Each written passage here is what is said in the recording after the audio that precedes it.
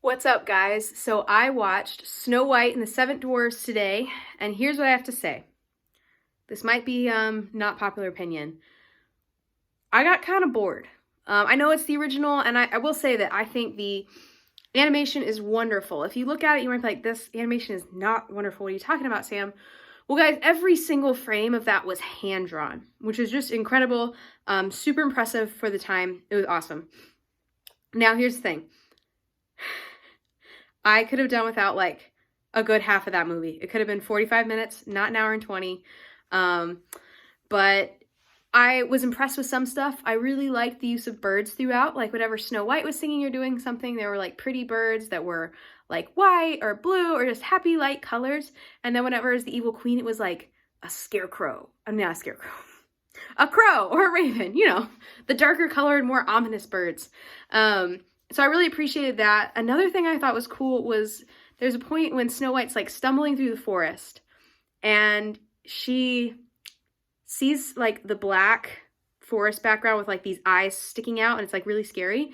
And so I'm curious to see how many Disney movies that we're going to watch do that, because I know in Frozen 2 that happens to Olaf. So I'm really interested to see how many movies this happens in.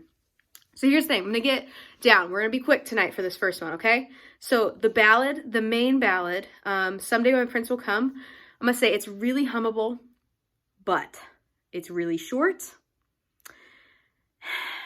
and it's not sing-alongable. It's too high, and I feel like it just, at the point in the movie where it comes, there's so many other important things to be singing about. She meets the prince for 30 seconds, and then doesn't see him again like the whole movie. They don't even have a conversation. Like, he hears her singing, he comes up, and he starts singing with her, and she's like, oh my gosh, Creeper is singing with me, and runs away, and then she listens to him sing, and then they kind of exchange a smile, and that's it. And then she runs, starts living with these dwarves. A whole hour passes, and then we only find him again once she is dead, lying in a coffin. He plays no role in this movie except for that, and it's frustrating. I have lots of frustrations. I understand why Frozen felt the need to call out the Disney princess trope of marrying someone you just met. Like, I get it now, okay? But, like, at this point, her stepmom's tried to have her killed.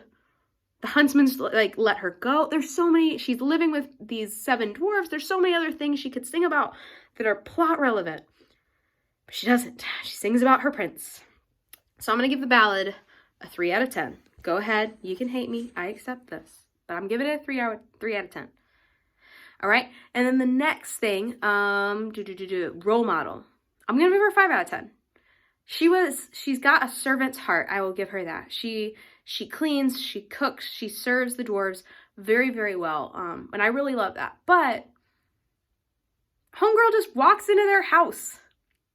She just walks in and she's like, oh, this place is dirty. I bet men live here. Which was a really funny moment. One of my favorite moments of the movie. It actually made me laugh. And then she just starts cleaning, which is fine. But again, she walks into someone's house without an invitation, starts cleaning without an invitation, and then falls asleep in their bed again without an invitation. Girl, what are you doing? And why are you marrying a man you just met? Also, like, ugh, issues. I'm gonna give her a 5 out of 10. And then the next category, which is like a moral I found in the story, I'm gonna give it an 8 out of 10, because here's why.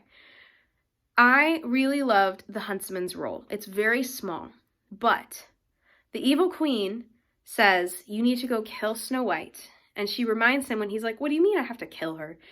She's like, if you don't know the consequences. She's basically saying, if you don't kill her, I will kill you. And he gets close. Like, he has the knife above her. He's like about to do it. He's about to kill her. But he knows he can't. And he drops to his knees and he asks for forgiveness and he tells her to run. Even though he knows it could be risking his own life. And when I saw that, what came to mind actually was the story of Esther, when she goes to enter the king's court without an invitation, which could very much have caused her to lose her life, but she risked it to do what was right for someone else. So I loved that.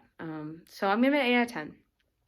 Now, since it's the first movie, there's not really something to compare it to. So it is a total score of 16, but remember, it's the score over, like, my personal overall opinion of the movie and where it belongs trumps the score. So yeah. But here it is on the door, Snow White and the 7 Dwarfs.